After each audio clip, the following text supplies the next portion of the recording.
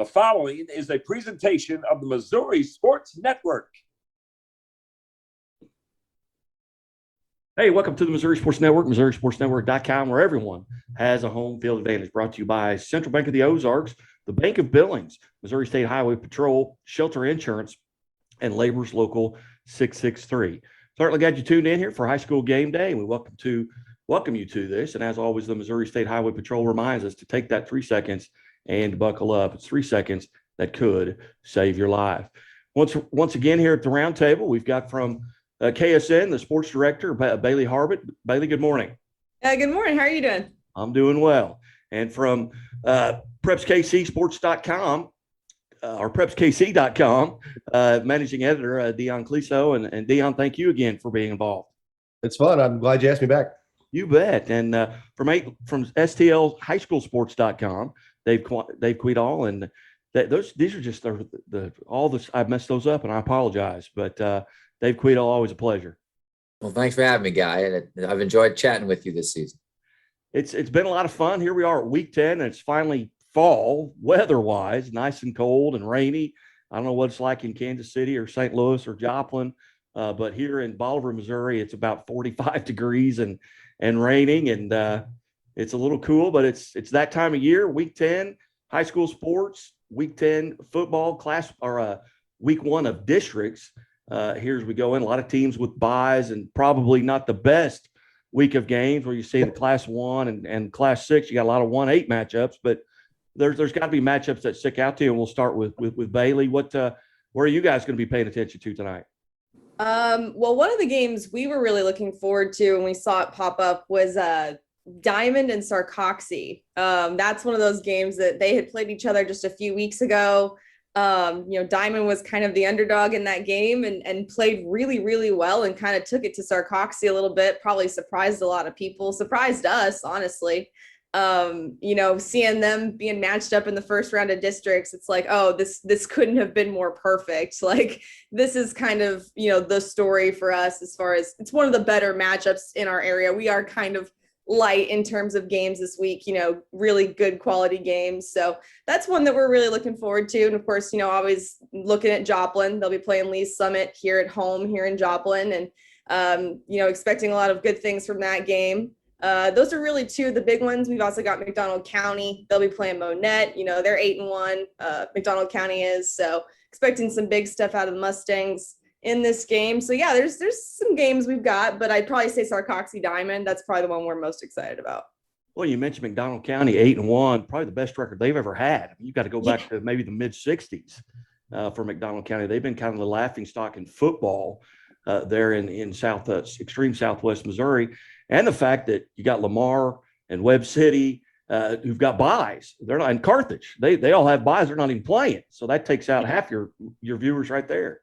Yeah, I mean, really, we are pretty fortunate that Joplin is playing this week, because other than that, I mean, they're part of our big four. Yeah, if we don't have Joplin, it's a lot of smaller schools that, obviously we love covering, but there's just not as much of a fan base for those teams. And in the Kansas City area, Dion, you've got the Lee Summit coming down here, Lee Summit West coming to next. So that may be a really good game, a game that, Lee Summit West a year ago kind of jumped out early, and then Nixa kind of overtook them. But what are some other games up in the Kansas City area that you're paying attention to? Well, when they redid this and kind of spread the teams out a little more fairly or evenly through 2 through 5, they took away some of the great 4-5, 3-6 matchups we used to have, like in Class 4 and Class 3, and some really tough districts. I think it's probably, in the grand scheme of things, a good thing that some of these ones don't have to play these 8s, and it makes it a little bit better in that sense. But, we've got Park Hill and Rockhurst on Saturday. It's a rematch of a game in the second week of the season. Park Hill won it in overtime on a stop 2-point conversion. And so that's a good matchup there. And the winner of that will play Park Hill South, who's the number 1 seed in the district, with Liberty and Liberty North. That's probably one of the better games. You've got some rematches, Oak Park and Staley, 2 very middle-of-the-road teams playing each other again. Grandview and what was left of the rotting carcass of Harrisonville are playing each other. Whatever happened to Harrisonville, I have no idea. They started off with 2 good wins, and they have no identity now. So that's kind of the deal there. There aren't a ton of great games, but you don't know what's going to happen. We had games on Kansas side for us last night, and a team, Blue Valley North, who was in the state championship game last year, won their first 3 games, and they closed out the season with their 6th straight loss last night. So that was the fitting end to how their season went. And so you just don't know sometimes. Sometimes you get a team that you late the South, but you think is probably going to be done in the first round, and they're on to the next round. So it'll be interesting to see. Those are probably the best games we have. Like I said, 2 of our better games are down in Southwest Missouri with Lee Summit West and Nixa, and Lee Summit and Joplin. And I'm kind of curious to see how those games go. Lee Summit's playing fantastic football. Offensively, they're really dynamic. And they've really been playing really well lately. Their record doesn't really help them because they played a lot of tough games early. So Lee Summit West, they play in the Suburban Gold. So they've got games with Liberty North and Lee Summit North and Liberty and all those tough teams. So those are kind of the games that we have as many, I think, down in Southwest Missouri that are fun to watch as we do here in Kansas City. And STLHighSchoolSports.com's Dave Quedall. And Dave, I know you've got, the one intriguing matchup for me in that area is Kirkwood DeSmet. I know you've written a lot of stories at STLHighSchoolSports.com on some of the games coming up. I'm sorry, not Hannibal, but what are some other of the games that you're paying particular attention to? Well, like you said, DeSmet Kirkwood is the big one. That's a 4-5 Class 6 District 1 game. The winner will probably see CBC, barring Vianney pulling an absolute rabbit out of its hat, or the CBC team not finding its way to its home field. So that leads to next week. You have a potential rematch of CBC and DeSmet, who have represented Class 6, the St. Louis region, the last 3 years, actually last 4 years. Yeah, DeSmet went back-to-back to championship games, and CB went back-to-back the 2 years before that. So those 2 teams could meet in a district semifinal next week. It's the first matchup between DeSmet and Kirkwood, despite the fact they're 2 of our better football programs in the area the last 20 years. So that'll be kind of fun. Jeremy Macklin, Mizzou's own, is coaching the Pioneers, who had a huge win over Eureka last week. Eureka lost 1 game all season. They were up 23-7 midway through the 3rd and came back to lose in overtime. Kirkwood beat them when Eureka decided to go for 2 in the win, and they stuffed their running back at the 2-yard line. So that'll be fun. The other game in that district that'll be fun to watch is St. Louis U High is going to play at Lindbergh. These 2 it'll be the 10th time they've played since I think 2004, and they're all in district contests. Back when we had the round robin tournament, when 1 team would get out and then 2 teams would get out, they would play then, and now they will play again this year for the 2nd consecutive year. Lindbergh beat St. Louis U High last year in that district semifinal, and then had to COVID out of the district final, which allowed Fox to then go play DeSmet in the Class 6 semifinals. So that'll be kind of interesting. Class 5 is, as everybody knows, just all the best teams are at home and relaxing this week. Class 2 as well. Lutheran St. Charles and Duchesne are 2 of our better Class 2 teams up here. They both have the weekend off. So I actually did a story for STL High School Sports today. Our Friday football spotlight is on Grandview in Hillsborough, not Kansas City, but Grandview High School down in Hillsborough in Jefferson County is hosting its first home postseason game since 1992. Grandview has been 0 for 4 times since 2001, hasn't finished over 500 until last year, since at least 2000. I think it was actually the mid-90s, the last time they finished over 500. So 6-3 this year for the Grandview Eagles, earned them a home playoff game against 1-8 Cuba, who beat the same team 55-0 last year. So we're curious to see how that one goes in Class 2. Class 3, most of those teams are chilling out. There's not a whole lot going on there that I can recall off the top of my head.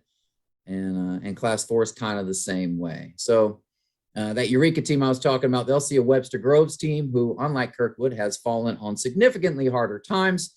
Webster Groves hasn't won a game since the 2019 season. It's been pretty ugly, and I'm curious to see what that looks like tonight as the Statesmen get ready to play a Eureka team that's going to be pretty honked off after losing to Kirkwood last week. As you look at these districts, and the seeds, of course, their numbers, there's a formula to it that I yet to understand. But you see some of these 1 seeds. Who are some of the 1 seeds that may be in danger?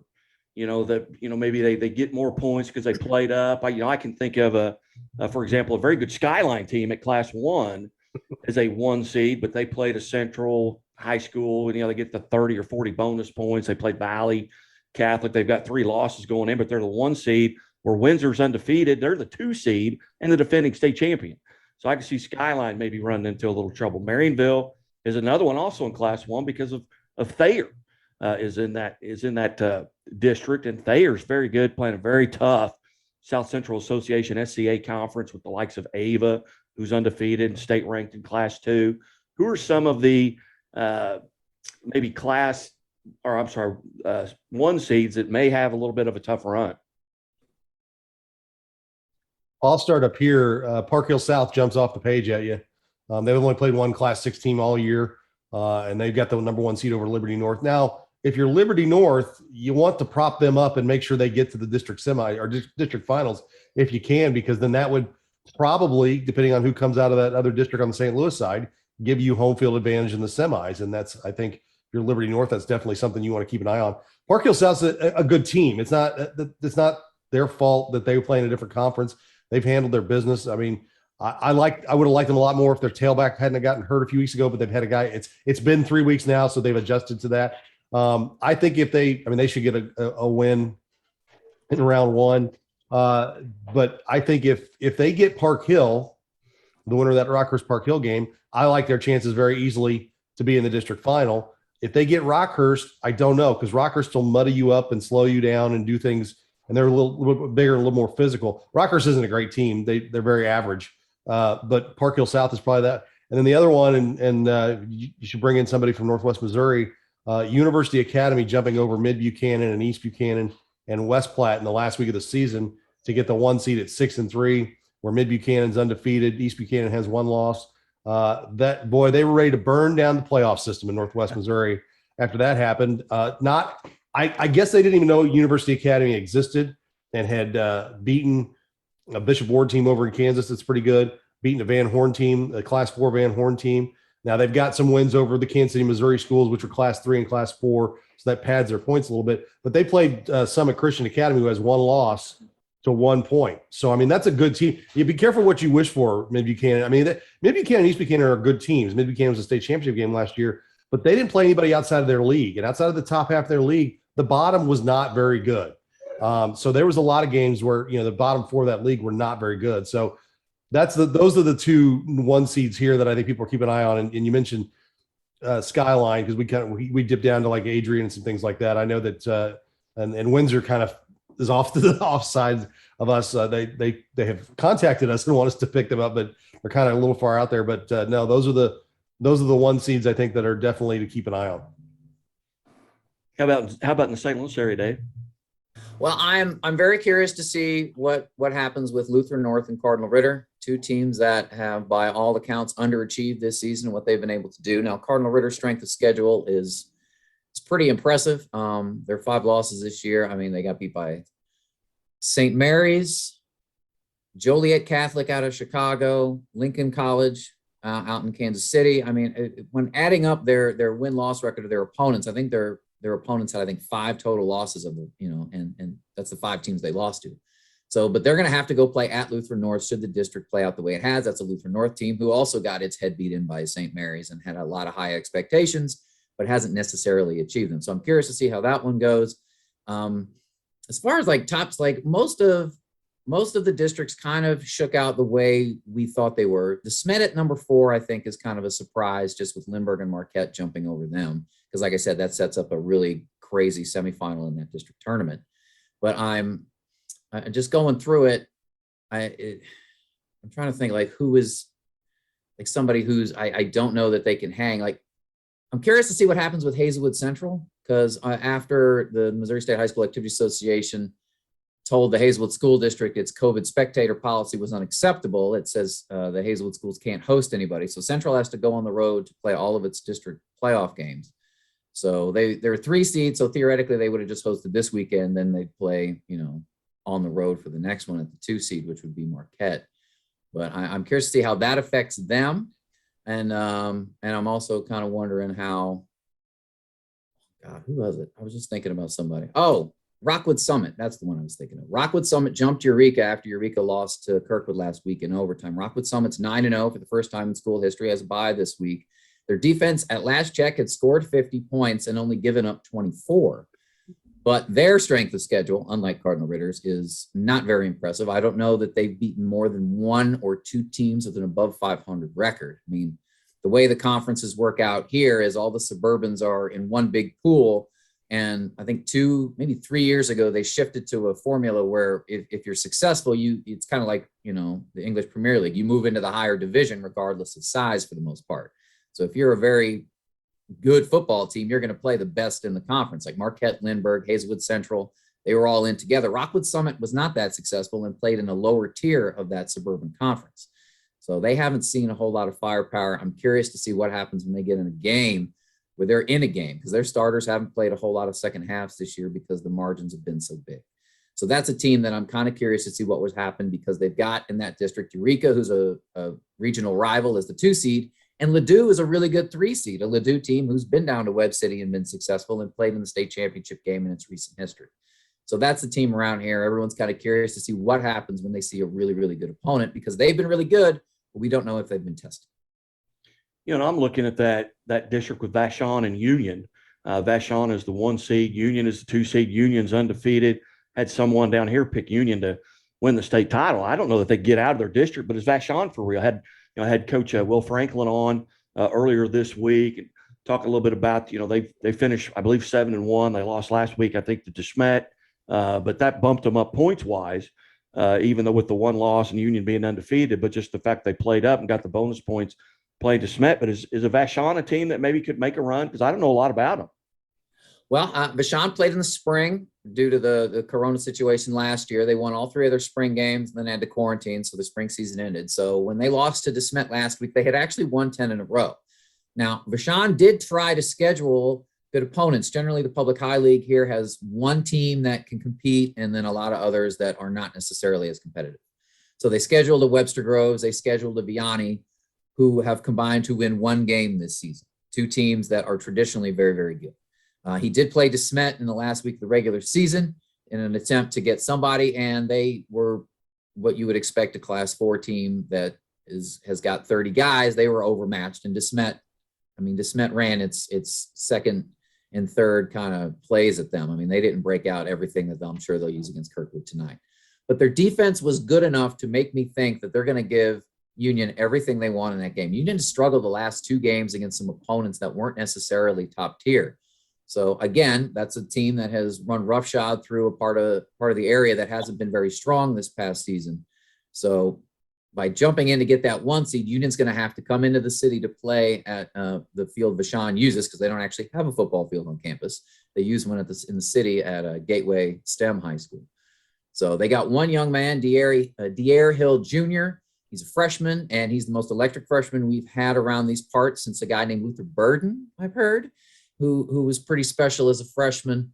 So Dier Hill Jr. is a guy who will be making a lot of waves, and if he's good enough that if they can clear him some space and get him the ball in space, there aren't a whole lot of people who can catch him. Maybe Union has a guy or 2 who can, but if he's able to do the things he can do, he can really break that game open. So I'm curious to see what would happen in that. But yes, Vashon is another team that, they're all underclassmen too. They got a lot of juniors and sophomores who are kind of figuring it out. Only got the 3 games last year. So curious to see how they play this year in the cold and in a Union team that did make the semifinals last year. That's the other part of this. Union was really, really good last season, lost to MICDS in the semis. So it should be kind of fun to watch if everything goes out as it's seeded. Well, and Bailey, in your area, you've got a Carthage team that I don't think gets beat. You've got a Lamar team that I don't know who's going to beat them in Class 2 or 3. And, remarkable stat there, Jared Bouchard, the head coach at Lamar, never lost a game as a player and a home game as a player, and has not lost a home game as a coach. He's undefeated as a coach and player at home, and they're going to be at home until after the district championship, even though the state championship in Class 2 may be Lamar Fairgrove in that district championship game.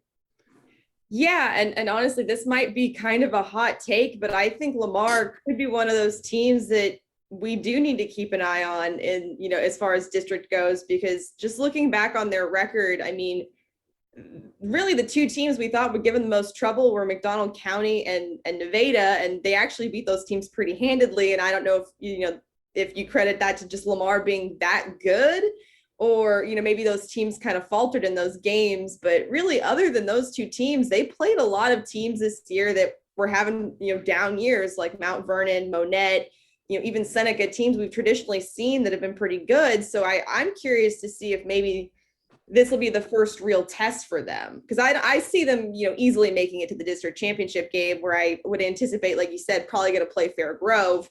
I think that might be the first real game all season where they might actually be kind of challenged a little bit. And so then you wonder if, they can kind of rise up to the occasion, because they've had it easy for most of the season, and then suddenly they're hit with adversity. But I mean, it's Lamar. I kind of expect that they'll rise to the occasion. They did it last season. There was a couple times there when they were playing on the road that I thought, I don't know if they're going to be able to do this. And then, they go win the whole thing. So shows you what I know. But I don't know. It'll be interesting to see what happens with Lamar. I'm kind of curious. If they can beat Fair Grove, then I think they're good to go after that. But I'll be really curious to see. I'm assuming that game happens. I just kind of can't see any teams really competing with Fair Grove or Lamar. So that's really the one that I'm kind of curious about, just to see how Lamar will handle things. Here's my Cliff Clavin little known fact on top of this Jared Bouchard not having lost at home. Since October 21st of 2010 to this weekend, Lamar has lost 2 home games.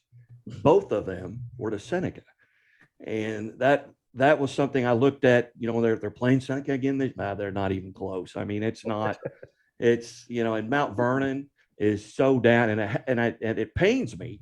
I'm a Mountaineer graduate, and Mount Vernon has always been, now they've not been Lamar good or Webb City good, but they've had some pretty good programs just over the past 3 or 4 decades there. And another game I'm kind of interested in seeing is that if Webb City can get to that championship game with Carthage in that Class 5, I know they're rivals there. I think Webb City was maybe down a quarterback and a running back the first time they played, and it's John Roderick.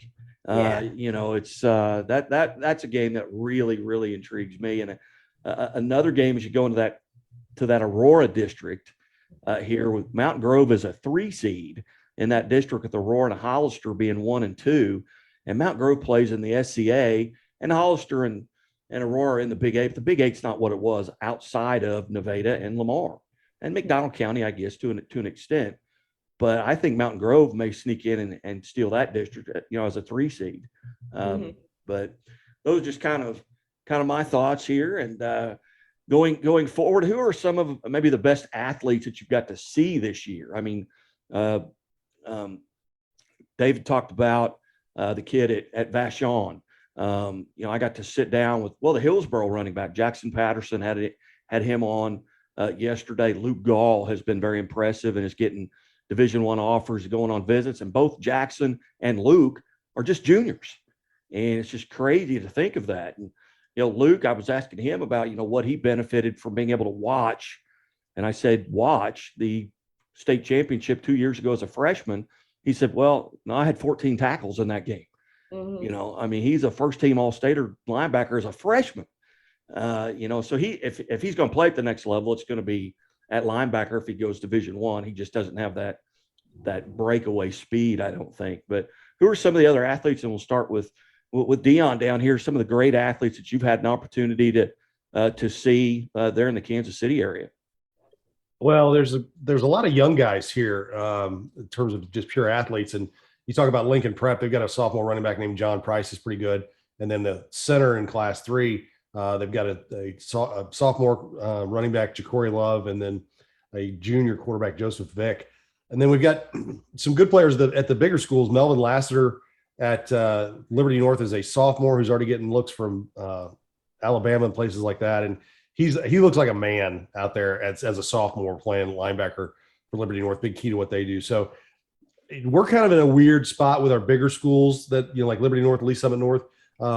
They've got just a lot of depth. I mean, they don't have a lot of stars. They've got a lot of depth in terms of their offensive guys. I mean, Jaden Dawson at Ray Peck, I know Dave remembers him from the state championship game last year. He's kind of had an up and down season. He's still as dangerous and as talented as anybody in the city as a junior. They're still kind of spotting him in at running back and receiver, trying to do that. And he didn't play a couple games, and we don't really know exactly what was going on there. And I know that he didn't love playing tailback, and that was maybe part of the issue there. But he's as good as anybody, but he just has had a very average season compared to what he did last year. So those are coming to some guys, a lot of underclassmen up here in terms of on the Missouri side, in terms of just talented people, but that's which makes it fun.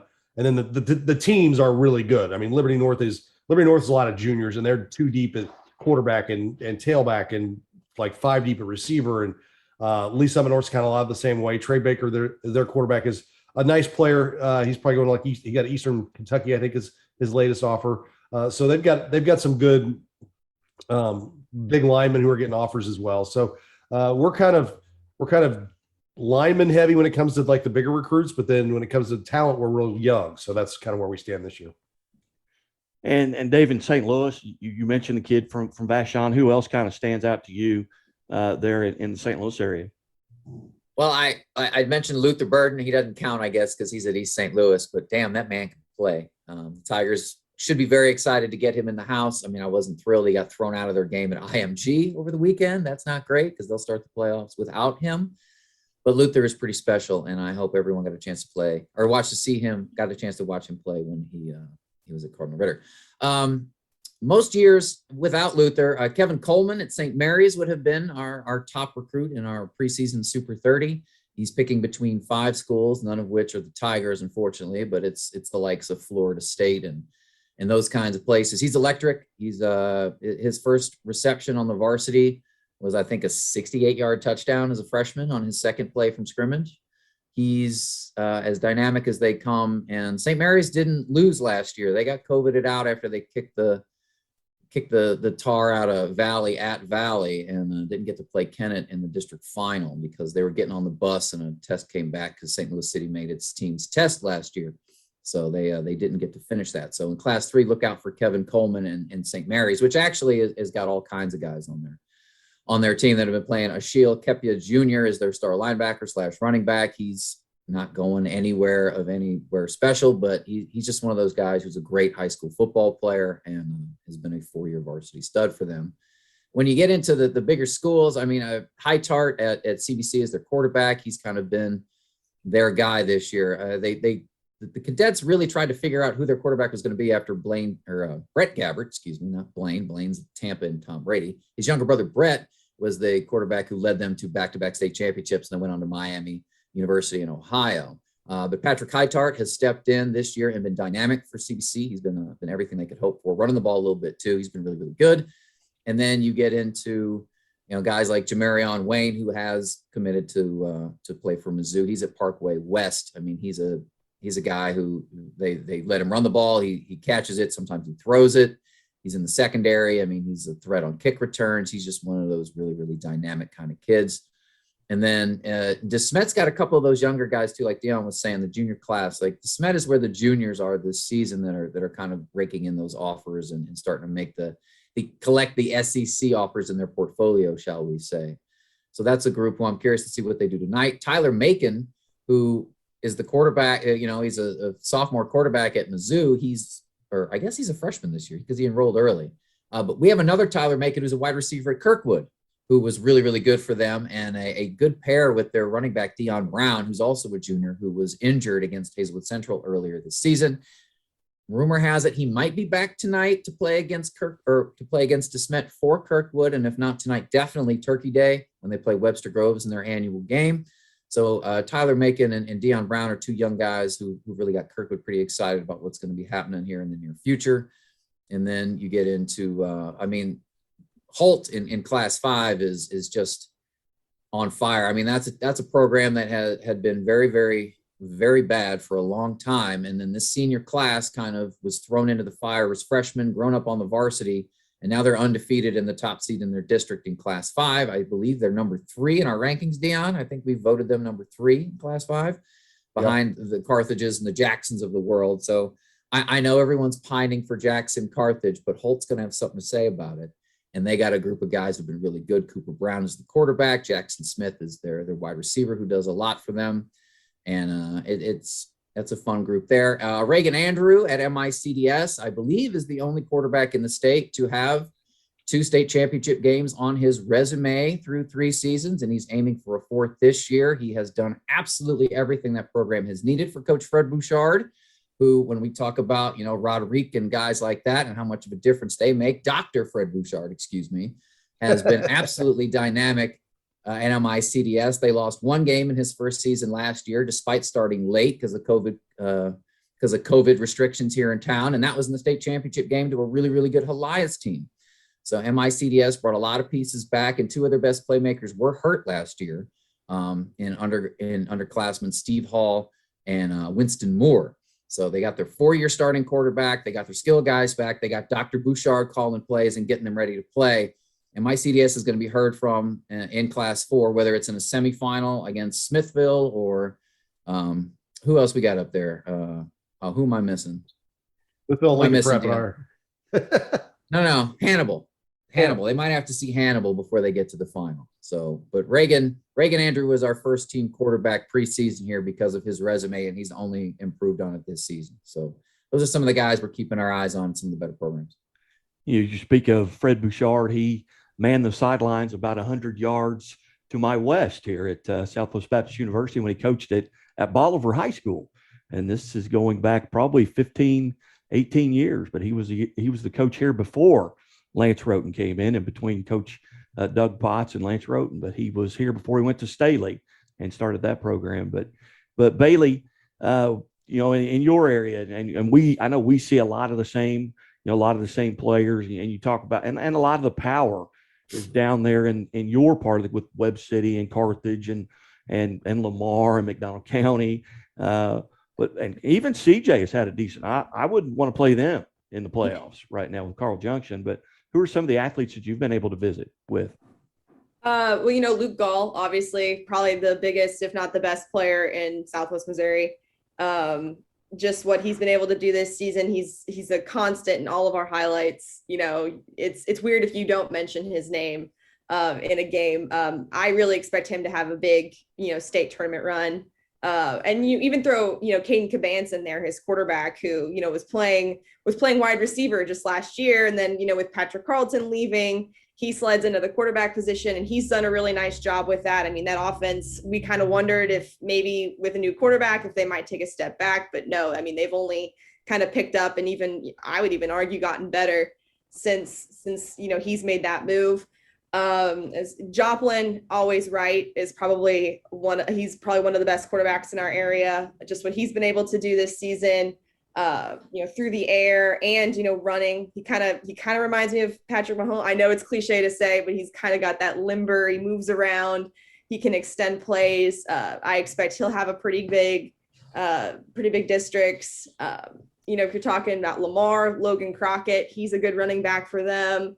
I have to kind of show some love to Nevada, Case Anderson, and Avia Stedman. They really stepped up when Eli Cheney got hurt at the beginning of the season, and they've been able to kind of pack a nice running back punch up there. I don't know how far Nevada makes it in districts, but they've been really nice to watch. But yeah, really, I Luke Gall and always right.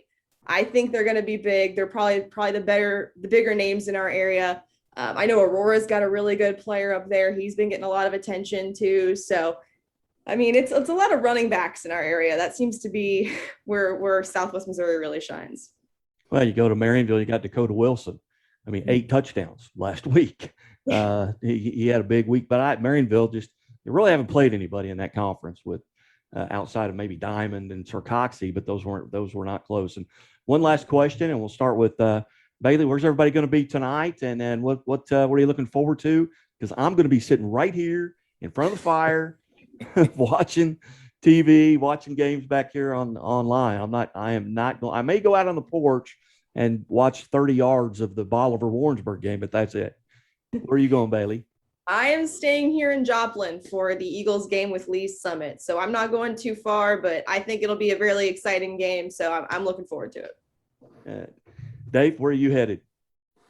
Oh, I'm going to DeSmet for the big Kirkwood DeSmet game. See if the Pioneers can pull a rabbit out of the hat. If Brown plays, I think they have a shot, but without that dynamic running presence, I don't know if they're going to be able to hang with DeSmet. DeSmet beat that Bouchard team that everyone's pretty excited about 42-7 last week. And like I said, they they didn't break all the tricks and the things that they can do. I mean, their top two receivers didn't catch a pass. So I would be, I don't think that was a credit to Vashon's defense so much as Coach Carl Reed had put the playbook in his pocket just to, get by with what he's got. So I think DeSmet's in for a big night, but I'm going to go find out. Hopefully not get rained on. And Dion, where might prepskc.com be? Well, I'll be right here, sitting where I'm sitting, doing running our scoreboard and doing highlights and things like that. But we're going to be at Oak Park and Staley and Harrisonville, Grandview, pretty much the games that I told you that were any good. Van Horn, Excelsior Springs, and this is not the greatest week. I wish that Nixon and Lee Summit was here because we definitely would be all over that game. And Bailey, I think you're right. I think Lee Summit can score. So, I mean, I think it's going to – or Lee Summit and Joplin and Lee Summit West and Nixon. I think both those games will be pretty good. I know that Lee Summit West Nixon game was pretty good last year. So just keeping an eye on games and kind of looking forward to district semifinal and district final week coming up. Well, lady and gentlemen, I certainly appreciate it. It's always been – I really enjoy this. This kind of breaks up my day, and it's good to hear from different parts of the state. And otherwise, I'd be talking to my cat or something. I mean, I'm going to talk to somebody about football on Friday, and I really appreciate the fact that that you guys are part of this, and I've really enjoyed it. Yeah, thanks for having me. Yep, thanks a lot. Appreciate it. You bet. Thanks, Guy. Thanks, Dave. Hey, next week we'll do it all over again. We'll be down. Half the teams will be playing basketball next week. It'll be basketball season and half the schools in the state. But hey, at the MissouriSportsNetwork.com, keep it right here, and we'll talk to you soon.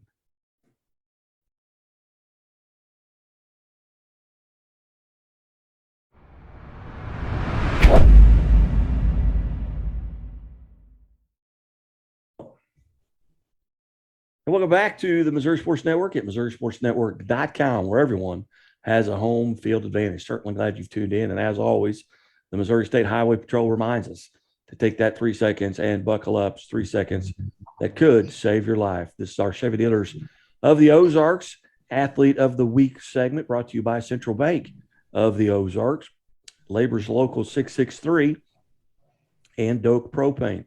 Go to Whitfield High School, and we bring in head tennis coach Pete DeMoss and our Athlete of the Week, Elior Rose. Coach DeMoss, thanks so much for your time today. Well, thanks for having me. Coach, we've got a young lady here won the state championship in Class 1 tennis. Tell us a little bit about Elior. First off, she didn't win it. She, let me put it a different way. The players that she played, she just dominated. So she just kind of walked through everybody. If you look at the scores, amazing. Just amazing. Now I looked at the number of games that you're familiar with tennis. You're a tennis player yourself, I presume. Yes, sir. And I think she lost a total of what? 4 games? 5 games? Not much more than that over all the matches that she played. So I'm very proud of her. I know her family's very proud of her, and she just did a jam-up job out there.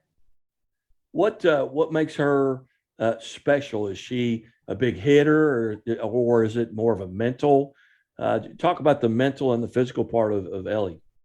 Well, first off, she's very smart and she's very coachable.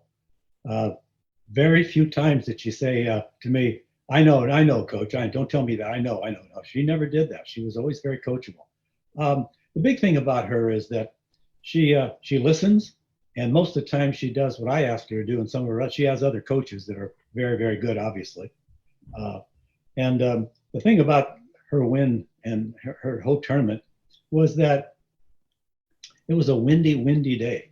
Both days are windy. To play in the wind, you got to kind of alter your game a little bit. For the last few months that we've been together, I've been really impressing upon her to hit topspin. Is that right, Ellie? Would you think I mentioned that maybe once or twice to you? Will you please get under the ball and hit topspin?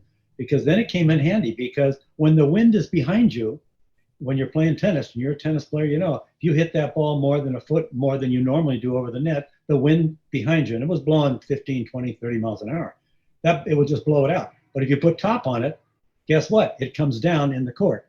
And if we tracked our matches and looked at her competitor in the finals, I think you'll find that the other girl didn't play the wind as well. Now, maybe on a calm day, maybe she would have got a few more games, but I don't know how many times when she was her opponent was on the side with the wind behind her, she hit a lot of balls out. They were long because she hit flat and hard. She was a big, strong girl. And even on her serve, she didn't have much of a spin on it. So it was really hard to control in the wind. If you're in the other side where the wind is in your face, now you go ahead and do that. So the other girl, I don't know if she won a game when the wind was behind her, but she won her 4 games, I think, pretty much. Maybe she won 1. But the other 3 she won when the wind was in her face, where she can control the ball a little bit more. And Ellie's pretty smart. No one's going to look at her and say, "Oh, what a dumbo she is." No, she listens. She hit topspin when she needed to. And forgot to tell you this in a previous talk I had with you. Ellie just has a great volley. And I remember when she was a little kid, came to me as a freshman, she could volley. So somebody taught her how to volley besides me. And that turned it around too, because she hit a lot of winners off those volleys. Well, Ellie, first off, on behalf of Chevy Dealers of the Ozarks and Central Bank, hey, congratulations, athlete of the week here for week 10 in high school sports, state champion in Class 1 tennis. Was this your first trip to the Final Four? So this was my first trip to the Final Four, but last year I was able to make it to the quarterfinals of state. So familiar with the area. Yeah. Tell us a little bit about your season this season. At what point, maybe, and obviously going to the quarterfinals a year ago, you kind of felt good about your season coming in, but was there a point maybe during the season where you felt like, I could really go on a run? Yeah, after the first few games, where I hadn't lost the game yet, it really occurred to me that maybe I could continue this streak and maybe I could go all the way. So it was after those first couple games that I really started thinking about it. As you look at your game, what are maybe the attributes that you're really comfortable with? Where do you feel like you're doing really well right now? And maybe some of those parts of your game where you felt like you needed to work on coming in? Yeah, so in previous seasons, I know Coach would help me with this a lot, making sure I put topspin, as he mentioned, and topspin on my serve specifically. That was a big focus this season, and making sure that my serves stayed consistent throughout the entire season, which is definitely something that I saw improvement in this year compared to years past. And something that I do feel comfortable and strong in are my baseline strokes. That's a strength for me, staying consistent and just out hitting my opponents. What kind of define your game? Are you big server, like to stay back behind the baseline, big hitter? You like to go to the net? Kind of tell us a little bit about your game from your point of view. From my point of view, I'm a hustler, so I want to get to every ball, and I do stay back until I have an opportunity to move forward, but I will definitely capitalize on that opportunity, come to the net approach and go in for the volley. And Eleanor, how do you get prepared? Let's say tonight you've got a match, or maybe tomorrow. What are you doing, physically, mentally? What are you doing to kind of get prepared for that match coming up? Beforehand, I just try to focus myself on the match. So schoolwork, any other concerns, that goes out the window. I'm ready and prepared to play my match. And I just keep telling myself, I repeat to myself mantras like stay focused, be confident. So I go in playing my game and playing confidently and ready for the match. What do you do in the off season? I mean, what are you doing right now? I mean, the state championships have concluded. Are you still playing tennis, still practicing, attending tournaments? Yeah, all of the above. So playing club tennis still 3 or 4 times a week, and definitely looking to get into some more tournaments. Playing year round. Now, as you go through the season, a lot of times just based on what I do, I'll look at schedules and I'll say, I'd like to be at this football game or this tennis match or something like that, because I know there'll be a good match. As a student athlete, are there certain matches that maybe you look forward to because maybe it's a rival, or maybe it's someone that and I mean rival in a friendly way, or someone that or maybe you play in the off season with? Are those matches that you really look forward to during the year? Yeah, so one of those matches was definitely the match against Duchenne, she ended up being my state competition in the state championship too. Last year I played her in our sectionals match, and it was an extremely close match. And I barely pulled it out to move on to state. So I was definitely excited to see her again this year, and just see how far we've both come. Is that a moment as you look back on this season? Are there one or two or maybe even three moments that you're not going to forget? I mean, I graduated in the 80s. There are still moments from my high school career, whether it be football, basketball, or even tennis, that I'm not going to forget. Are there moments that you're not going to forget that you went through this season? Yes, definitely. I'd say one of them was the district finals. I remember last year, I played in the district finals against Lizzie Barlow, who's an extremely great player. And although I lost that match, I did get to move on. But this year, winning districts, and feeling like I felt like the ultimate winner. I hadn't lost the match all season, and then winning districts to move on really just, it felt like the best feeling in the world. And I was just so grateful to coach and my school and my family and everyone who helped me get to this point. You bet. Once again, we're visiting with Whitfield head tennis coach Pete DeMoss and our Chevy Dealers of the Ozarks athlete of the week, Eleanor Rose. And Coach DeMoss, back to you. Was there a time during this season with Ellie where you felt like, hey, she's got an opportunity here. She can make a run. You talk about the top spin. You talk about her mental preparation. Was there a time during the season where you thought maybe she got over the hump and maybe could make a run all the way to the state championship? Well, I almost made an assumption that she would go this year.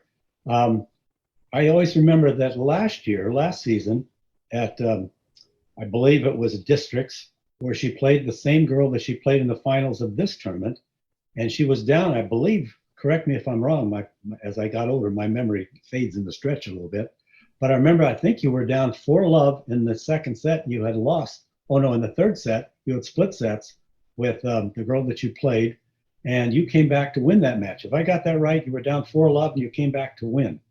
And that put you into sectionals, which then put you into state for last year. So of all the matches that you played, that one I remember more than anything else. And I think you probably did too. I think that was a big turning point. I think you proved to yourself that you could come back. Very good. Well, Eleanor, again, on behalf of Chevy Dealers of the Ozarks, congratulations on Missouri Sports Network Athlete of the Week. And I really appreciate your time and your father and Coach DeMoss here setting this up. And we look forward for big things from you. What are your plans as you go forward here? You're a senior, I believe. What are your plans for next year? Hopefully I will be playing tennis at college at the collegiate level. Not sure where yet, but we're working on it. So that's the goal. Do you have any idea on maybe a particular area of study? Is there something that interests you? I want to study exercise science or health, and maybe go into PT in the future. Outstanding. Once again, Eleanor, congratulations, and well deserving. And we'll try and keep an eye on you. And if we can maybe track you down again when you make that decision, we'd love to visit with you. Awesome. Thank you so much. You bet.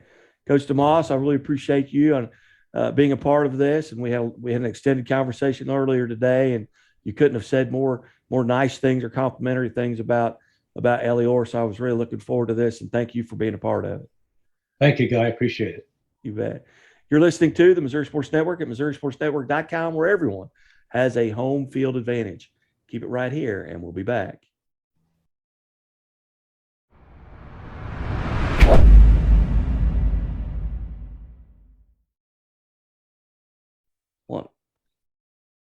Hey, welcome back to the Missouri Sports Network, MissouriSportsNetwork.com, where everyone has a home field advantage. Certainly glad that you've tuned in here today as we continue our Chevy Dealers of the Ozarks Athlete of the Week segments. We go to Carthage High School, home of the Tigers, and to junior football running back Luke Gall. Hey, Luke, thanks so much for your time this morning. Yeah, thank you. I appreciate you having me on. You bet. Luke, you've had an outstanding season, as have all the Tigers. You go back even to this past weekend with the Nixa game. You had 141 yards rushing, and this is at half. And you guys kind of put Nixa away. You guys getting some outstanding offensive line play. They're doing a tremendous job for you, but you've had a great season. Tell us about the Nixa contest and what was really working well for you guys? Well, I mean, we can't give our offensive line enough credit, but who doesn't get enough credit blocking is actually the wide receivers. The wide receivers were doing a really good job on the perimeter, and both of my long runs were on sweep plays, so outside run plays. So I think the wide receivers were actually a big part of the game for me, blocking and rushing too. Kilpatrick had like 100 yards rushing on jet sweeps. Hey, you bet. And again, this is our Chevy Dealers of the Ozarks Athlete of the Week segment, brought to you by Chevy Dealers of the Ozarks. Drive new roads, drive a Chevy today. And visiting with Luke Gall. And Luke, just being a junior this season, as you look back 2 years ago to that state championship run, was that something that you look forward to, being able to contribute in as you get to become an upperclassman? What does that history, what does that mean to you? It means a lot. When I was a freshman, I actually had 14 tackles in the state championship game. So I played varsity as a freshman during the playoffs and stuff. So it's we didn't get there last year, but this year we're definitely planning on making it deep into the playoffs. So I'm just going to be a rerun for me and try and go get another one. Well, Luke, how long have you been playing football? I mean, did you start in sixth grade, fifth grade? When did you start?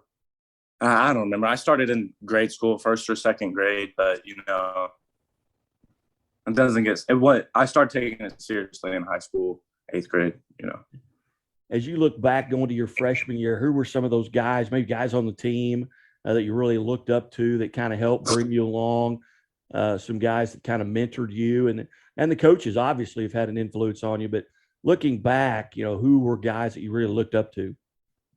Yeah, I think especially my freshman year around Carthage, around here in this program, it's a lot of hard work. There's hardworking people everywhere. I look up to Coach Guidey. He worked his tail off every single day. He comes in on the weekends, even this week when we have a bye. And then my freshman year, I looked up to like Patrick Carlton, Kel Schrader, Oscar Campa, those type of guys. They're hard workers and they're good people. Now, when you get, obviously you've got a bye week this week, but there's never really a bye week with football season. You're still working on things, you're adding things. You don't know who you're going to play in week 11. But let's say you're getting ready this weekend. This Friday night, you're going to have a game. What are you doing to kind of get prepared mentally, physically prepared? What's kind of your regiment here going into a Friday night? So every week is going to be the exact same for me. So Mondays are, watch film, walk through, get to know the team you're going to play. And Tuesday, Wednesdays are hard practices. You're hammering away. You're competing. You're beating your body down a little bit. And then Thursday we'll recuperate, have the team meal. And then on Friday, just focus up and get ready to go play a game. Every week it's going to be the same. What's your favorite team meal?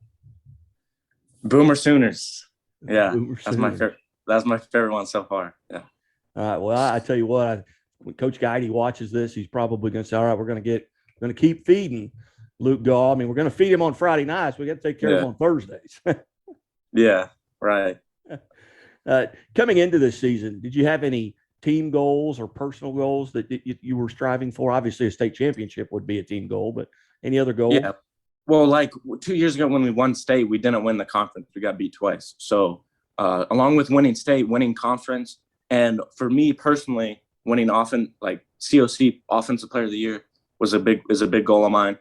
And then winning the conference too, along with going deep in the playoffs and winning state and stuff. So, and do you have, in the huddle, are there plays, that you hope get called in, that come in? I mean, are there certain plays you really, and you don't have to tell me what they are.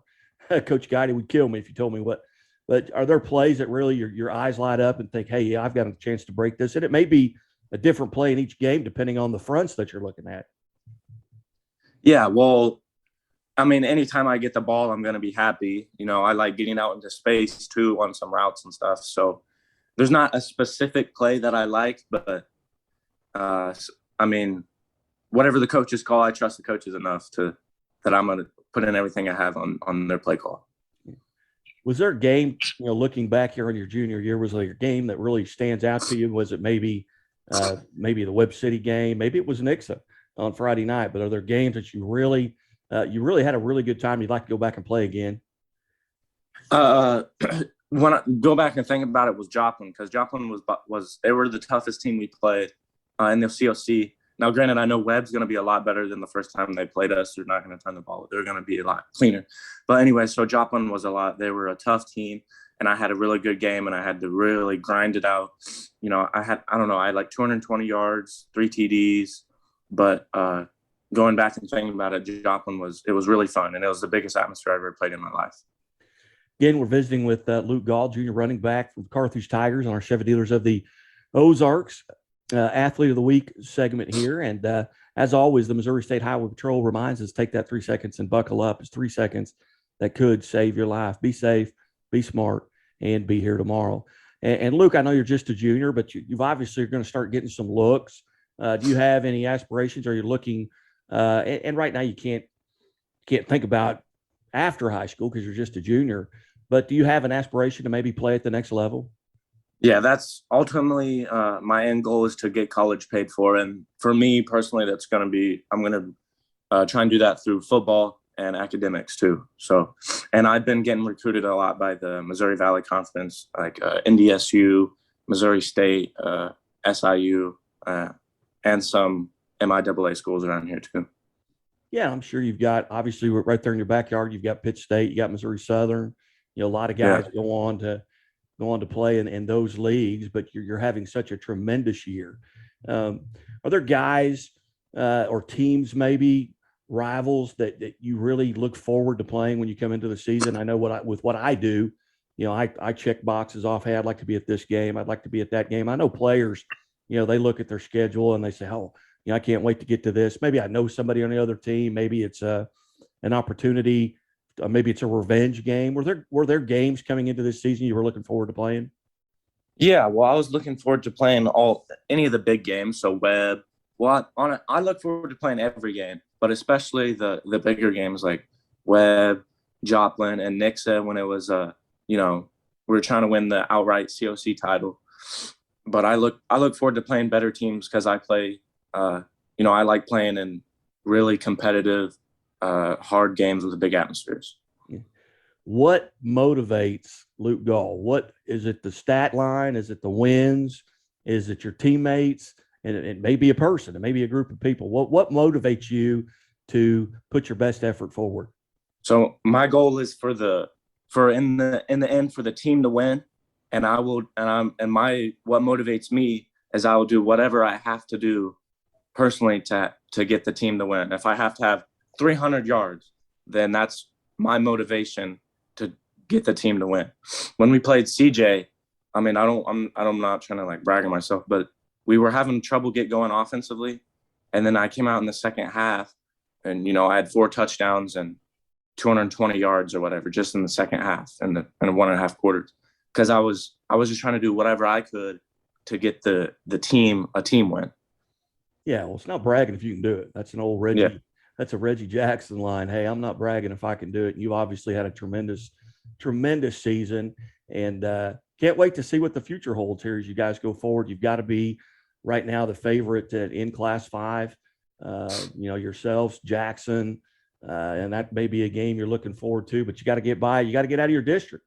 You know, and you're going to play probably Neosho or Willard, probably Neosho in week 11, and then you're probably looking at another matchup with Webb City. And like you said, it may be they're going to be better prepared a little bit, but I know Coach Guidey is just, you know, does a tremendous job preparing the Carthage Tigers, and you guys have had just back to back great seasons, and you particularly this season. So on behalf of the Chevy Dealers of the Ozarks, congratulations for being an athlete of the week, and we look forward to catching up to you again.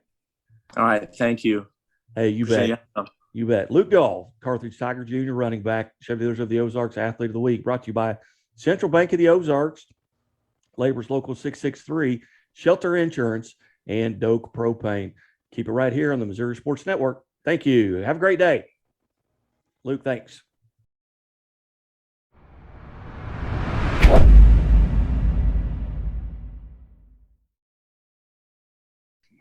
Recording in progress. Hey, welcome back to the Missouri Sports Network here, MissouriSportsNetwork.com, where everyone has a home field advantage. Certainly glad you've tuned in. This segment brought to you by Central Bank of the Ozarks, Labor's Local 663 Shelter Insurance, and the Missouri State Highway Patrol. We go to Hillsboro High School, and we welcome in Coach Saharsky, Hillsboro head football coach, and Athlete of the Week, Jackson Patterson. Coach Saharsky, thanks so much for your time.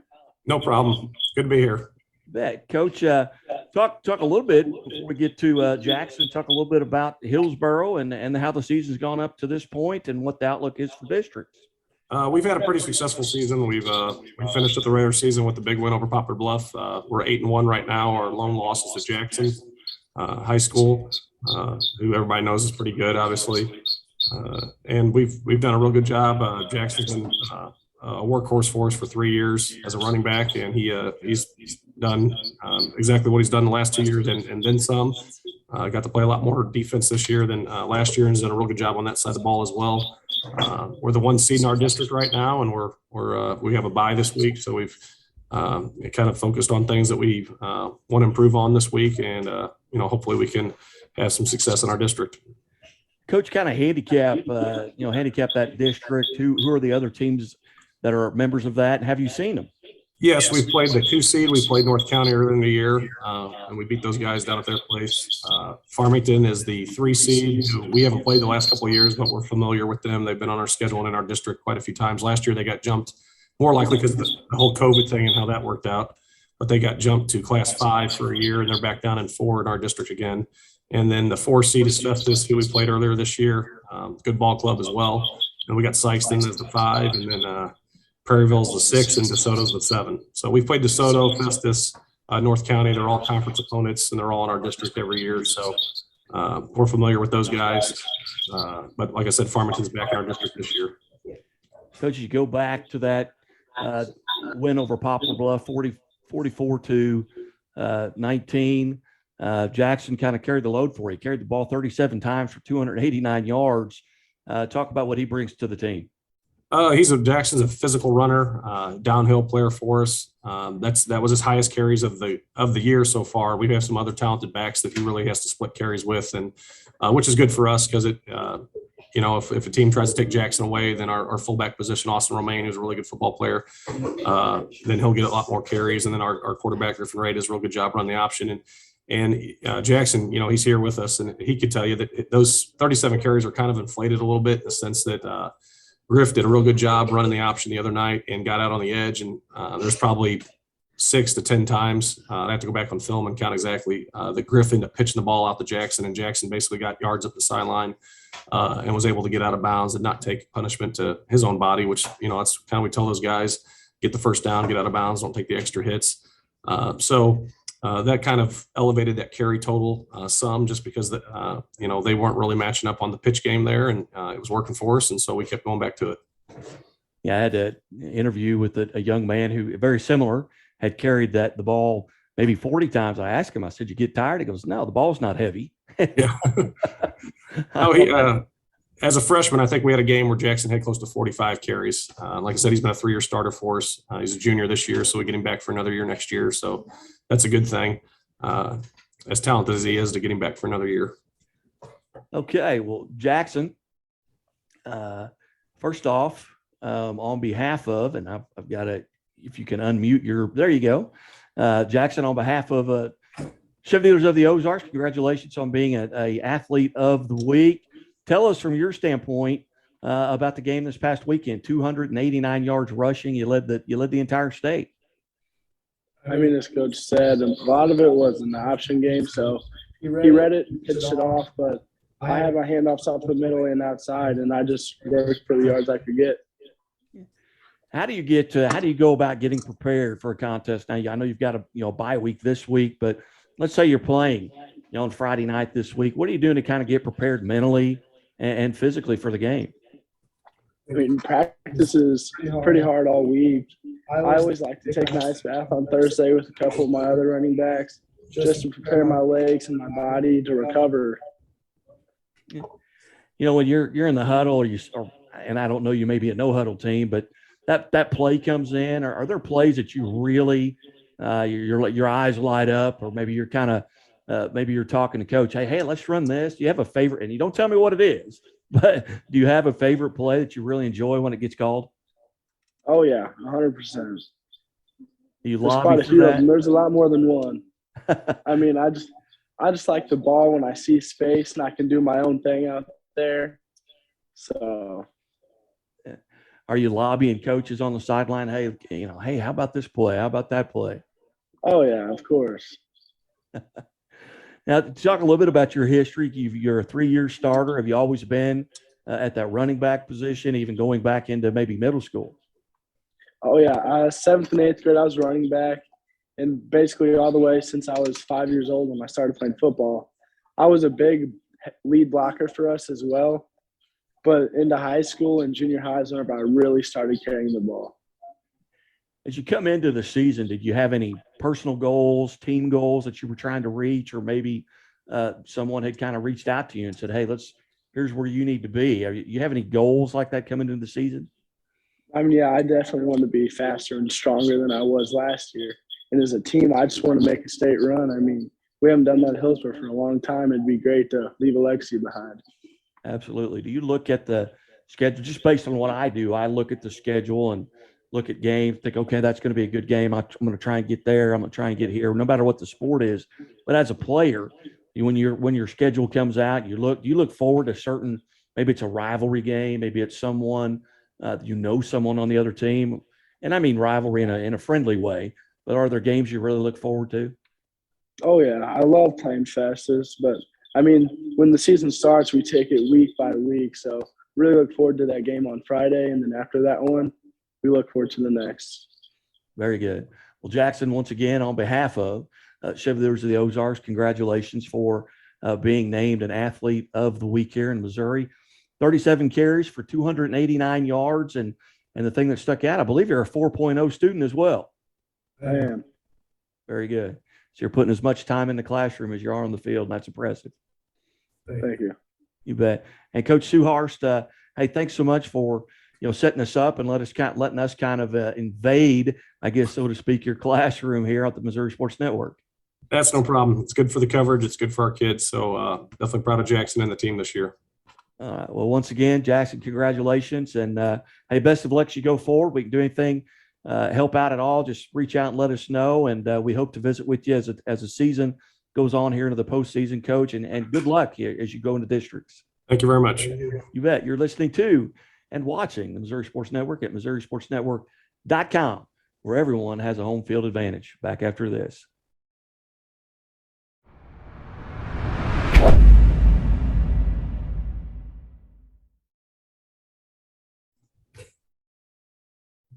Hey, welcome back to the Missouri Sports Network. Guy Newcomb, the scoreboard guy, sitting in the Missouri Sports Network at MissouriSportsNetwork.com, where everyone has a home field advantage.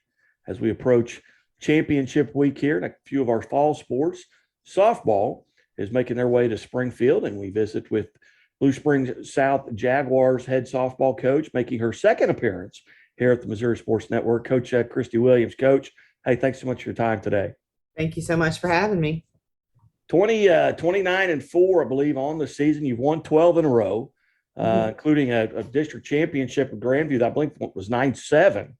Yeah, with Grain Valley. They're about 3 miles to the east here. So, well, take us through that district championship game and even the districts. Part of that 12 win in a row deal there that you went on going into the Final Four. But take us through districts. District was kind of stressful. We had an amazing district. We had 4 state teams in the top 10 that had to get that had district that were in our district, and so we had to beat. We had Rockbridge, we had Helias, us, and Grain Valley. We're all in that district, and we had to take down Helias to get to the finals. We played that a 1-0 game. That Maddie Duvall pitched an amazing game to keep them scoreless, pitched a shutout. I think it was their 3rd or 4th of the year. And Helias played a great game as well. And their pitcher, Molly Berkey, she did an amazing job as well. And keeping our kids, made us strand something like 10 or 11 runners. She did a great job in that game. So that was a 1-0 game. I think Helias came into district week ranked 10, either 9 or 10. And so we had to beat them. And then Grain Valley and Rockbridge played for Grain Valley to make it to the final. And then we had to play each other. And like I said, we're literally 3.2, I think, miles from one another, us and Grain Valley. They are literally in our backyard. And the district boundary line is less than a mile from our school. So there's a lot. There's a lot that goes on there. Our kids knew each other extremely well. And there was definitely nerves on both sides just because they were playing so many of their good friends, so many great players. And the girls, we came out tight that game. And so we took a little while to get started. We got down 4-0 early. We gave up a couple unearned runs. We made a couple of errors that we don't normally make. Got down early, but the girls just kept on fighting, and got 2 in like the 4th inning. And then we came back in the 6th and had a big inning and actually took the lead in the 6th. We were up 6-5 in the bottom of the 6th. We were home teams. In the bottom of the 6th, we took the lead 6-5. We got their lead off out. Then we gave up a run, and we gave up a hit and a triple, had a pass ball. So then they took the lead, and we had 2 on with 2 outs when Madison Hoffman hit the 3-run homer walk-off for the 9-7 ending. So it was pretty exciting. It's a pretty crazy game. Yeah, I bet. I'm looking back at that now. Is that 9-7, that walk-off? We reposted that at the Missouri Sports Network, MissouriSportsNetwork.com. Again, we're visiting with Blue Springs South head softball coach Christy Williams. And Coach, did you go into a quarterfinal game? You take on a very good Nixa team, 6-2, the final there. Tell us a little bit about that contest. That was a good game. I think we were scoreless through 3 or 4 innings.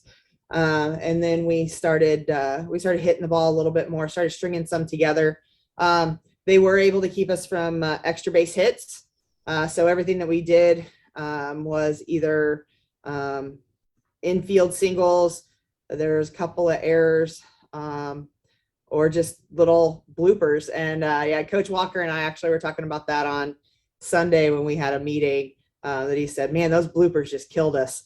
So it wasn't even necessarily our power hitting. It was just our ability to try to get something through the infield that allowed us to score those 6 runs.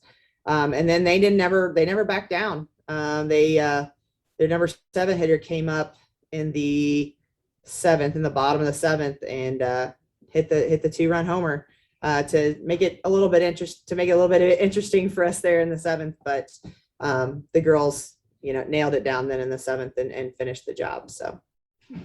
Again, you're listening to the Missouri Sports Network, brought to you by Great Southern Bank. Great Southern Bank, with more than 100 locations in 6 states. They care as much about your money as you do. Doak Propane, Shelter Insurance, Labor's Local 663, right here in Clever, Missouri. Certainly glad you've tuned in. And as always, the Missouri State Highway Patrol reminds us to take that 3 seconds and buckle up. Well, now, Coach, you make your way to the Final Four and you draw Francis Howell Central, who also had an interesting quarterfinal matchup that took 2 days to finish. Due to darkness. What do you know about Francis Howell Central? We know that everybody who makes it to this point in the tournament, this point in the season, is going to be a great team. We don't know a lot about them. They don't get out of the St. Louis area very much, and we did not see them when we were in St. Louis earlier this season. But we do know that they've played and they've beat some very, very good teams. Them and Troy went forever. They actually started their game a half an hour before we started ours on Thursday last week. And they were in the 10th, I believe, whenever our game got over. And so we all watched Twitter waiting for it to update. And then we saw it got suspended and everybody was like, oh, so then we just had to wait another day. But no, we know that Francis Howell's a very, very good team, and we're ready to take them on, see what happens. Now, Coach, Blue Springs South, the Jaguars are not unfamiliar with Final Fours. Back-to-back state titles in 18 and 19. You have any players left off of that group that's still part of this? And what does that mean going into this Final Four? We do have experience, which that is good. We have 3 kids who went to back-to-back state, who are back-to-back state champions, in Lauren Good, Elle Smith, and Bailey Brumley. All 3 of them were freshmen and sophomores on our back-to-back teams, and they've done an amazing job leading this. We actually have a very young crew this year with 7 sophomores. And so we have a ton of young kids who were in middle school last time we went to state. And they've done an amazing job bringing these kids along and getting them all the experience that they can get them down the road here and heading into Springfield. You guys play Thursday at 1:00. What's the travel plans? When do you guys head out? And when does that bus start heading south? We'll head to Springfield Wednesday afternoon. So tomorrow afternoon after school sometime, we're going to Coach Bro, I hope I said his name right. Yeah, Jerry Bro. Yes. Yeah. At Drury, he's going to host us for a practice on Wednesday night. We're always so thankful that he's willing to step up and do that for us. He's done that for us a couple other times as well. So really, really thankful for that relationship and being able to do that when we head down there. So we'll practice at Drury then on Wednesday night, and then Thursday, get up, get ready to play.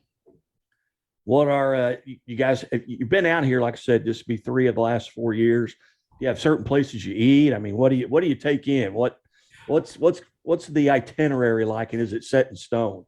It's not really set in stone. We found the oh gosh, I don't remember the name of it now. The burger place. 5 Guys? No, I want to say is it like goat or sheep or something? Okay. Yeah. I know what you're talking. Black sheep. You know what I'm talking about? Yes, that's it. They found that there last time we were there. They loved it. So I can imagine maybe we might hit that again on Wednesday night. Usually we stay pretty simple when we're down there. A lot of Subway, Good Sense. They like Freddy's. I don't know. We have Freddy's here, but they get excited when they get to go to Springfield and eat Freddy's. So might be a Brahms stop in there because that's something we don't have. Yeah, so those are just kind of different things. We haven't done Lambert's in several years, and you never know what the kids are going to want. So you bet. Well, Coach, again, congratulations here and on behalf of the Missouri Sports Network, and we might see you over there at some of the games. We're going to try and get some of our crew out there, and hopefully I'll be there on Thursday, and we'll get to meet face to face. But I really appreciate you being part of the show, and best of luck as you go forward, and let us know if we can do anything for you. Will do. Thank you very much for having me, and thanks for the coverage. Appreciate it. Anytime we can get our athletes out there, we always appreciate it. So hey, you bet. You're listening to the Missouri Sports Network at MissouriSportsNetwork.com, brought to you by Central Bank of the Ozarks, Shelter Insurance, the Missouri State Highway Patrol, and Dope Propane. And keep it right here at MissouriSportsNetwork.com.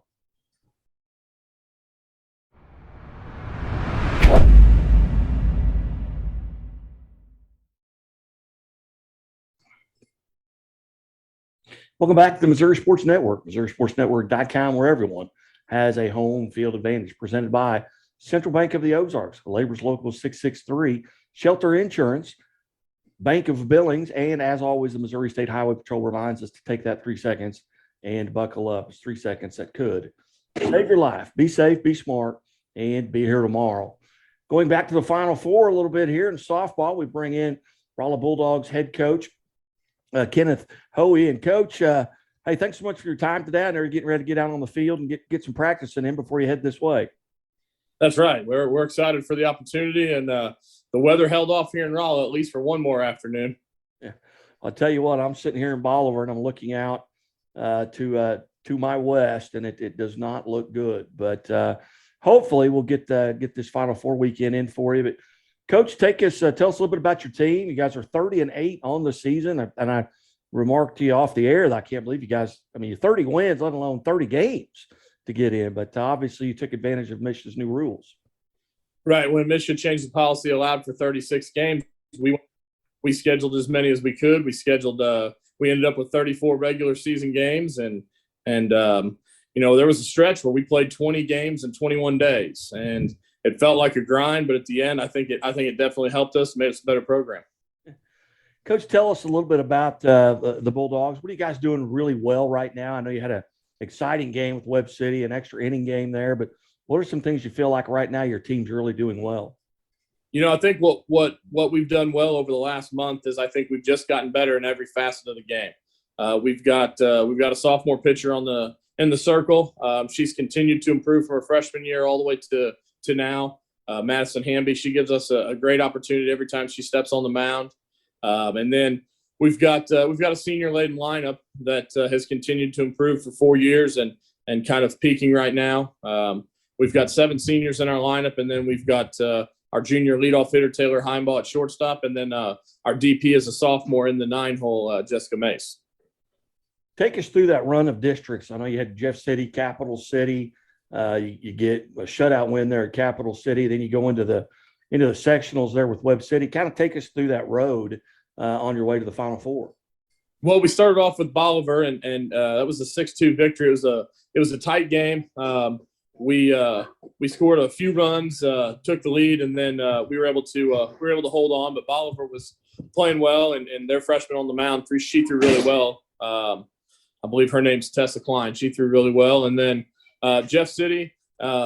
We capitalized on the fact that we were at home, and we used a few home runs to kind of pad that lead. And then against Capital City, we were fortunate enough to get the first 3 runners of the ball game on base, and we got them all 3 across the plate.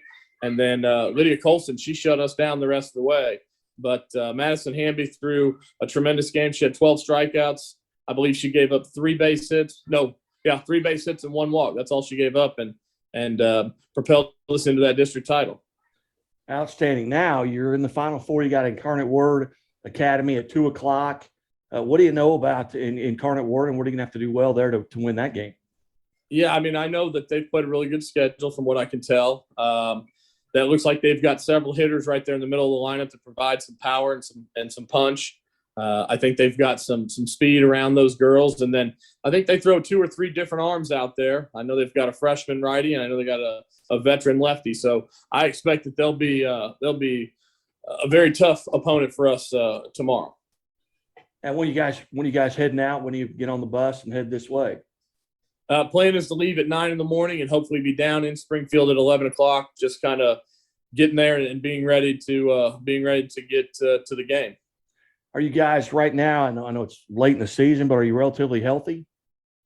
Yeah, I would think so. I would say we're healthy. I mean, at this point, everybody's got some bumps and bruises and dealt with some stuff along the way, but for the most part, we're healthy, in good frames of mind, and I think we're ready for the game to get here. So what are your plans between now and then? You're at the practice field now. You're just going to take maybe some walkthroughs, some BP, play some catch, get loosened up. What are the plans today? Yep. Do a little BP on the field today, play some catch, and then we got a team meal tonight, and then we'll get up, get ready, get on that bus, and head that way. Hey, you bet. There's nothing better than team meal heading into the Final Four. And Coach, again, congratulations, and thank you so much for your time, and best of luck. And maybe we'll see you out there this weekend. Hey, thank you, and we're excited to be there. I know our 7 seniors, they've been excited for this, and we're ready to be down there. Hey, you bet. Well, best of luck, and hopefully we'll get to talk to you tomorrow. All right, thanks. Hey, you bet. Coach Bye. Ken Hoey from the Raleigh Bulldogs. They head to the Final Four here on the Missouri Sports Network, MissouriSportsNetwork.com, where everyone has a home field advantage. Keep it right here.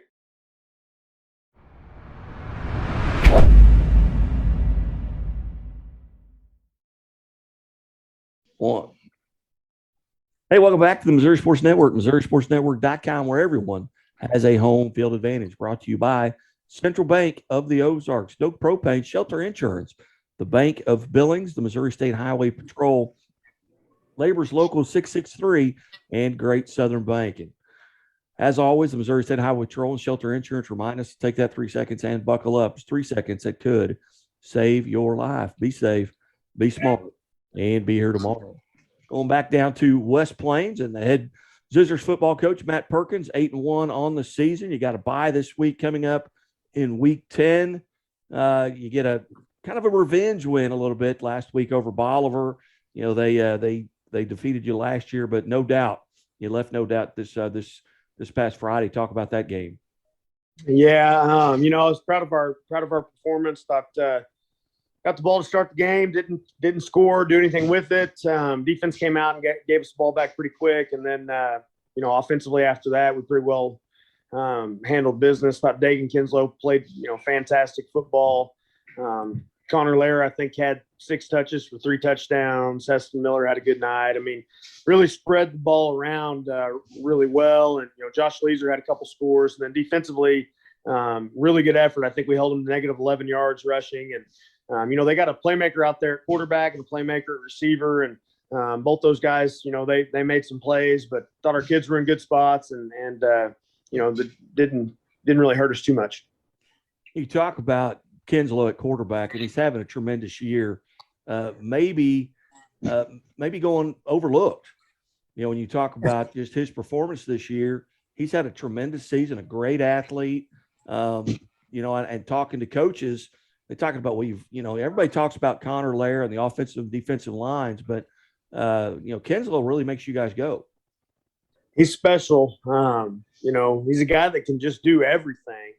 And we're in a tough spot and kind of lean on him a little bit to get us out of those spots. And man, he's really good. He's got close to 2,500 yards, 30 touchdowns. He's played a lot of half games. I mean, pretty special numbers for him. And he's a returning All-State player, so it's hard to believe that returning first-team All-State guy. Hard to believe that he might be overlooked, but it kind of feels that way. I don't think he minds a bit. He just shows up every day, tells me, "Coach, great day to play football." That's just his mentality, and he's fun to be around. Really good. He had a kid that maybe didn't come out. He was not part of the football team. Different parts of his high school career. Yeah, freshman year, I don't think went the way he kind of expected it to go, and I think he was playing a lot of defense for us at that point. Really, kind of the plan for him was, this is a kid as a sophomore we felt like was going to step on the field and be a defensive starter for us, and so we're trying to get him ready for that role. And for whatever reason, things weren't clicking, and he missed some time there his sophomore year, and then decided, man, I miss football, and he came back out. Immediately, we were thankful. We could kind of see, hey, down the road he's going to be really good, and he's been everything we hoped he would be. And going into districts now, you're the 1 seed in that Class 4 District 6, 7 teams in that district. So you guys get a bye. What do you do on a bye week? And do coaches like when you're playing really well? Don't you kind of want to keep playing? Yeah, it's tough. Yeah, you really got to fight that mentality of, hey, because we're not playing, that it's an off week. It's not an off week. That's I think the biggest challenge with it all. Hopefully our kids being, predominantly seniors understand that it's foot on the gas time. And we are going to shorten practice and those types of things to, keep that vibe of being happy to be in the house. It's tough. I think, everybody looks forward to that game on Friday. So when you don't have one, you got to kind of make some adjustments here and there to make sure the focus stays. But we'll get them in and out quick and focus on some fundamental things we need to get better at. Just hope to improve every day. Visiting once again with the West Plains Visitor head football coach, Matt Perkins. And coach, as you look at your district, their team, Carl Junction comes in a 3-seeded 3-6. There's some dangerous teams, in your district here. When you look at McDonald County's 8-1, came out of the Big 8, Carl Junction. Logan Rogersville has really turned it on here in the second half of the season. Kind of handicap that, and you guys aren't going to be able to take a night off. No, we're not. You've got Logan Rogersville that's like I said, they started slow. Well, they've got a player out there with the O'Neill kid that can do just about everything. A lot like Dagan. He can really change the game, and obviously he's very good. And then Marshfield, who is going to play against them, they've got a really good quarterback as well with the Bull kid. And it just seems like it's a little bit of a tougher district this time around than it was a year ago. You mentioned Carl Junction. Talk about being battle tested. They're not going to be afraid of anybody they play, and so they're going to show up and give everybody a run. And then Mack County, they also have a really good player at quarterback. They've got a really tough scheme to try to defend, and they do a lot of really, really neat things offensively. So, it's going to be a tough little go for us, and hopefully, if we come out of it on the other side, then we're more battle tested than we would have been. As you look at Friday night, you've got a Friday night off as a head coach, but it's not really an off night. Where are you going? Are you going to go, take some some CityLink TV in, or are you going to actually head up to Logan Rogersville? We'll be at Logan Rogersville. Chance to see him live and all that kind of stuff, and chance to go get a meal. We're excited about the food. We're kind of fighting right now where we're going to eat and all that kind of stuff. So it'll be fun. It'll be a good time for us to get away and just enjoy each other for a little bit. Not have the stress of a Friday, but get to enjoy some of it too. All right. Well, hey, don't let Coach Womack pick where you're eating. Man, he picked yesterday. He did good. We went to Hibby's down here in West Plains and had wings, and kind of got to take it all in before the Monday night game. We played Bolivar's JV and got a 42-0 win over their JV on Monday. So that's probably because Scott picked a good meal. All right. Very good. Well, hey, Coach Perkins, as always, we appreciate you being generous with your time, and love getting to visit with you. And it was good to finally get to meet you face to face the other day. Yes, sir. Hey, thanks a lot, guy. Hey, you bet. You bet. You're listening to MissouriSportsNetwork.com, where everyone has a home field advantage. Keep it right here.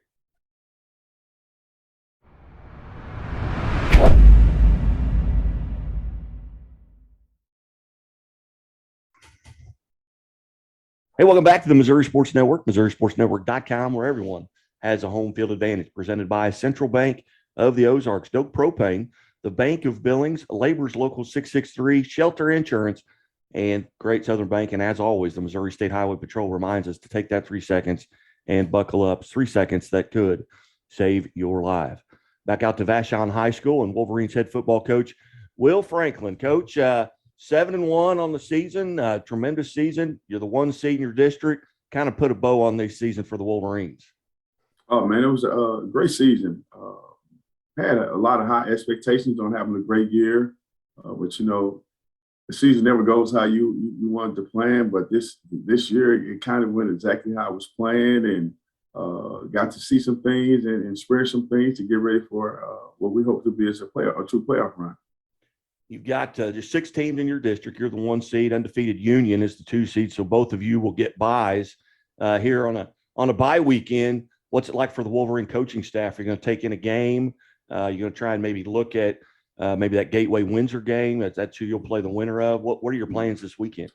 Yes, man. It's still like any other week. Try to get as much film on the opponent that you're playing. Get better ourselves while trying to get healthy. As you know, this is a brutal sport, long season.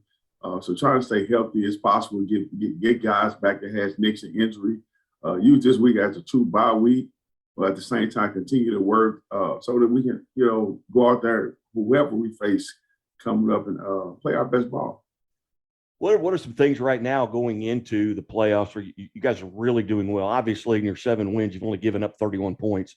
So you're playing tremendous defense. What are some things you're doing well? What are some things maybe you need to fine tune as you head into the playoffs? I think defensively we are doing a lot of things well, except tackling the way we need to tackle. If we can finish, clean that up on the defensive end, I think we'll be a very good defensive team. Offensively, just fine tuning some of this stuff. Really keeping it simple and simplify a lot of the offensive plays and just go out there and play some, some real fall winner slash football. Put the ball on the ground, be physical up front, and let your playmakers make plays. Yeah, you mentioned that falls. I look out here at coming to you from the studio here at the house. The leaves have all begun to turn. The wind is blowing them off the trees. It's going to be much cooler. What are some of the preparations that you go in to? Because we've had a relatively mild fall thus far. It's been the temperatures even hot at the beginning keep of our fingers crossed on that. Yeah. What do you do to kind of game plan for that? How do you get your kids prepared? Oh, for me, I take what we did when we were in college, man. Coach Pinkel, we knew we were playing at home, and in November, you know what type of weather we're going to get. You may get lucky and get a 55-degree Saturday at 11 o'clock or 1 o'clock, but you got to practice in it. You got to practice in it, get as much rep as you can in it to get accustomed to it. And this is where you find out your mental toughness and your mental preparation. The game is going to get tough because of the weather, but if you're mentally prepared for it, the best way you can, you just go out there and let the chips fall. Hey, you talked early on about getting healthy. Are you expecting some guys to get back maybe that you haven't had going into the playoffs. There's some guys coming off of IL or whatever. I don't know how you refer to it. But going to get some guys healthy. Yeah, man. We were missing a guy who's been out most of the season with a MCL. He finally got back into the mix this past weekend. Still not 100%. So another week of healing and resting and rehab. He should be back. We got another kid coming off a shoulder injury that he was missed for about 6 weeks as well. So hopefully get some of these guys back in the rhythm and try to get some of this game speed back underneath them with some of the practices. And, we want to get out there Saturday morning, get after each other so that we can, stay in game ready shape with some physicality in the cold weather. Again, visiting with Vashon Wolverines head football coach, Will Franklin. And Coach Franklin, thanks so much for your time and go out and get another victory, and we'll just keep visiting. We'll keep giving you that karma and keep coming on. You're the 1 seed in your district, and you got a bye week, so things have really, really gone well for the Wolverines. Yes. And as long as we keep going, we got to have these interviews once a week. All right. We'll do it. Coach, I appreciate it. Hey, good luck. I hope everybody gets healthy, and we'll talk to you after your bye week. Yes, sir. All right. You're listening to the Missouri Sports Network here, brought to you by Central Bank of the Ozarks and Shelter Insurance, and we'll be back.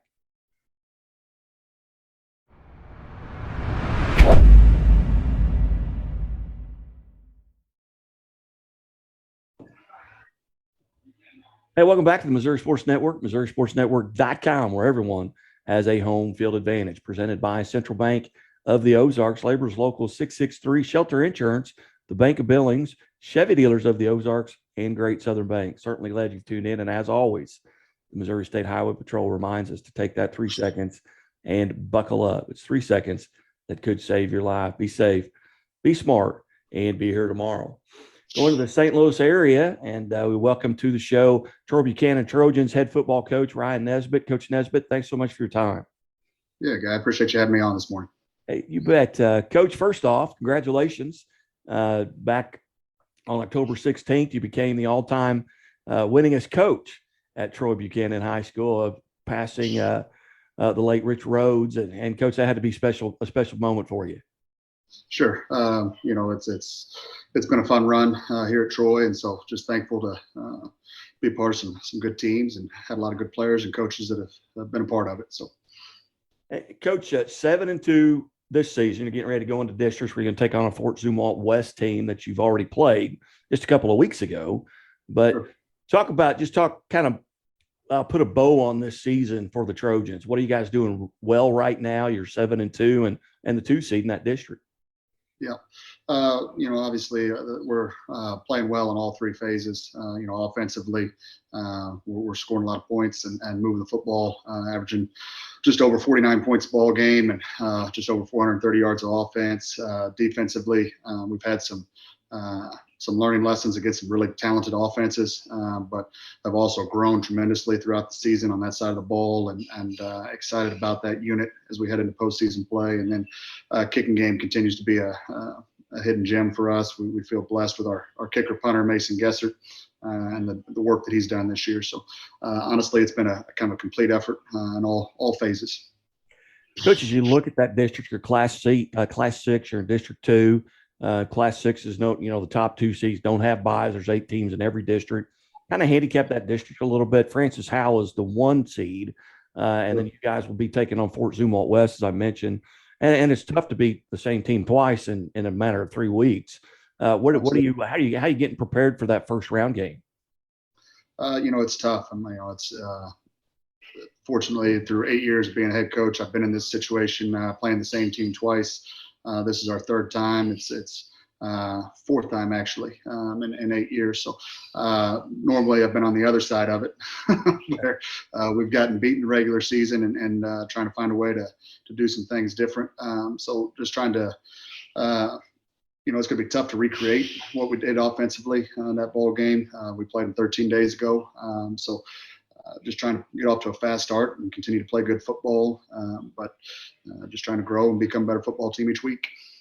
As you look at that district, just top to bottom, very tough with Francis out the top, kind of handicap that district. Have you had opportunities to see a lot of those teams in your district? Yes and no. Obviously we're very familiar with Zumwalt West and Hal. We see those guys yearly in conference play. We've got a couple new ones. In the past few years, we've been more with Kansas City side and Mid-Mo with Blue Springs South, Hickman High School and Rockbridge, et cetera. So this year, getting a few new faces, and Hazelwood Central, who's obviously an incredibly talented football team, and Pattonville and their history of football, and obviously Timberland as well in our league. But so got a few new faces, but it's a competitive district for sure. And just, for the viewers and listeners, a little bit about your background. We're visiting with Ryan Nesbitt, the head coach of the Troy Buchanan Trojans football program. Kind of give us an idea of, kind of where you went to high school, college, and how you ended up at Troy. Sure. I'm originally from Columbia, Missouri. Went to Hickman High School, played high school football for my dad. Went to finish up my playing career, started at Central Methodist, and then went to Warrensburg, played for the Mules, and kind of followed my dad over there. He was a defensive coordinator. He's now the head football coach at Truman State University. So started off coaching in high school. I've had a few stops, but Higginsville was my first as a student teacher, but coached for Lafayette County. My first coaching job, my first teaching job was Bowling Green, just up the road. And then I went to Hickman, back to my alma mater for 3 years as a defensive coordinator before getting the job here for the last 8. So Outstanding. What are you guys doing right now, kind of as you get prepared here, for this week 10 district game? Are you healthy? And what are you doing to kind of get prepared? Trying to treat it as business as usual, treating it as any other game. Certainly there's that added realization that there's no more guarantees, there's no more guaranteed weeks, and that adds pressure for you as a coach, pressure for the seniors and all that. But it's good pressure, and we welcome it. But we are, fortunately, we're healthy and clicking on all cylinders. We've had a few run-ins with contact tracing and some of that early in the year, but we're 100% right now. Fortunate. So outstanding. As you look, as we wake up on Saturday and we see that final score, and if Troy is going to be on top in that game, what are things that you're going to have to control? What's maybe one or two stats, whether it's turnovers, penalties? What are some stats that are going to dictate what the final score is? I think just about any week is ability to run the football versus defending the run. So the rushing stat. And then turnover takeaway. So, we feel like when we can win those two stats, when we +1 in the rushing stat and +1 in turnovers, we got a good chance of winning any ball game that we're playing. So taking care of those two things would be first and foremost. And as you look at just your career there at Troy Buchanan, now you are the all-time winningest coach. It had to be a special moment when Coach Rhodes' family comes out, to recognize you. What was that like, and what did that mean to you as a coach? Well, if there's anybody who knows me, I'm not a big center of attention guy. So just the starters was, it's humbling. That I've got a lot of respect for Coach Rhodes. I've heard so many stories from former players and folks who are still in the community and present in our football program that knew him and how highly they speak of him. So just being a part of it, feeling like we've got the program into a position that he had it at, and the success that he had in the late 80s. And it's a humbling, gratifying experience. Outstanding. Well, Coach Nesbitt, again, thank you so much for being generous with your time here as you're preparing, for a Week 10 district game. And maybe as you go on and maybe we'll get an opportunity to visit again and talk about that Week 11 game or that Week 12 game. Sure. Well, I appreciate you taking time and reaching out and having me on. So you bet. Thank you. You bet. Yep. You're listening to and watching Missouri Sports Network here, MissouriSportsNetwork.com, where everyone has a home field advantage, and keep it right here. This has been a presentation of the Missouri Sports Network. Thank you for tuning in.